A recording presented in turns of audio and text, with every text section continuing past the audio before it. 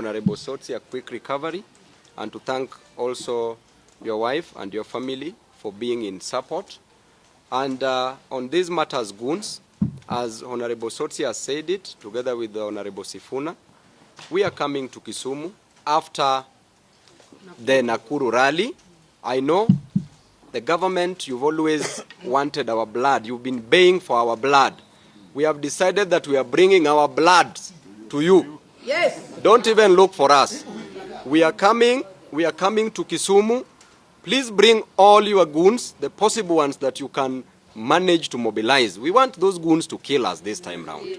We want to die there. At least history will be written and we'll be on the right side of history that we died for a just cause. So we are coming to die in Kisumu. Be ready to finish us in Kisumu. Raymond Omolo. We are not putting in Murkomen in this, and he's your boss. Why are we not fighting him in this? Yet he's a member of two-term, he's in government. But we are singling out Raymond Omolo. I've never seen an insecure PS like Raymond Omolo, a person with low self-esteem. Kibisho used to be a PS, an interior, PS for interior. I'm sure 90% of Kenyans can't even recall Kibisho's face. But he was powerful. This one who must use goons to look like he's powerful. What are you trying to do? We've grown in these streets. And we know these streets. You will not finish us in these streets. We are smarter than you in these streets.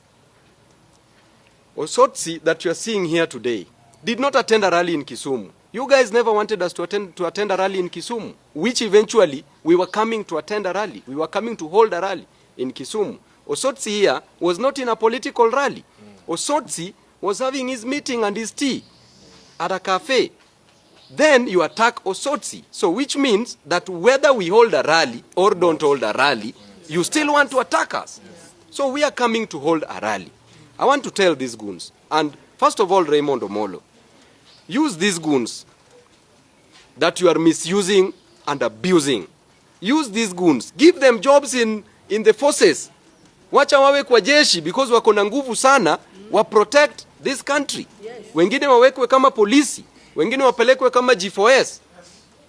Wamenyane na majambazi huko. But if you are using these goons and you are not giving them jobs, and the goons should listen carefully that we are fighting for you. We are not against you. We are fighting for you. We want to ensure that that child that you have at home, we want to ensure that you get school fee to pay for that child that is at home. We want to ensure that you get money to pay for rent. We want to ensure that you get money, you get jobs so that you can get money, so that you can get food. That is what we are fighting for. We are not the enemies of the state. We are defenders of the people. We are ensuring that Kenyans' rights are protected, are respected. We are just asking the government that why don't you give jobs if you promised jobs? Ain't that so wrong? Ruto himself, when he was being sworn in, he said that he wanted a strong opposition.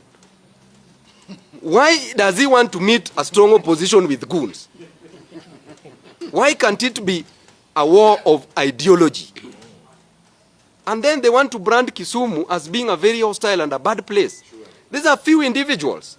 It is not the whole of Kisumu. And I want to tell members of the media, if you look at Ahero, there are 5 of Raymond Omolo's goons who were killed 1 week ago because they were robbing people, they were killing people, they were trying to steal from innocent Kenyans.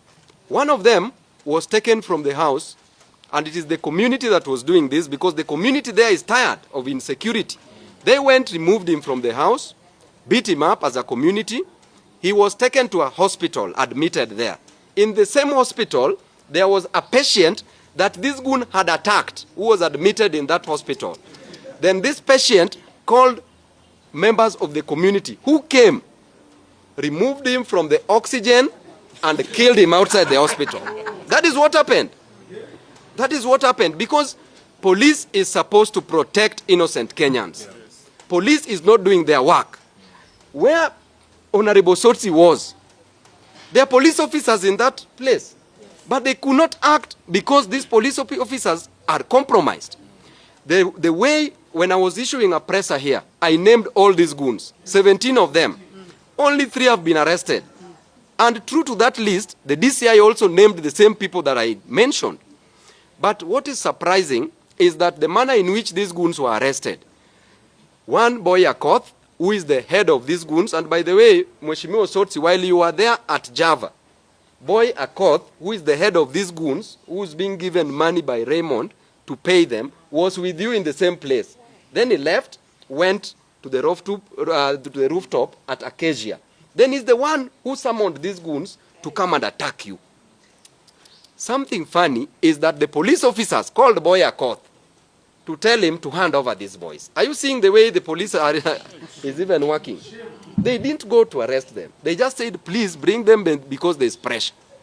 So these goons, we are coming to Kisumu.